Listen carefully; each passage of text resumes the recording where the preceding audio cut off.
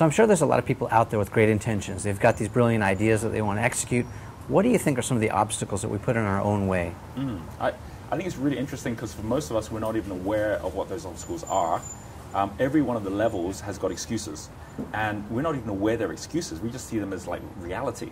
So for example, someone who's at what I call yellow level, which means that they're self-employed doing their own thing, or they might even have quite a big business, but it still relies on them being there.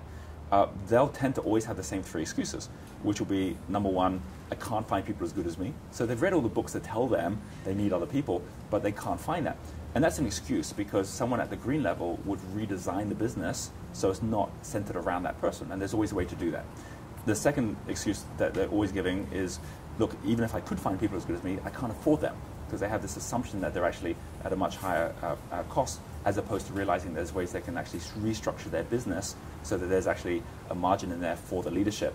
And that really is something that most people haven't thought through in a way that lets them get out of their business. And the third one is they say, well, even if I could find people and I can afford them, truth is I don't have the time to be able to go out there and train them or even find them or recruit them in the first place.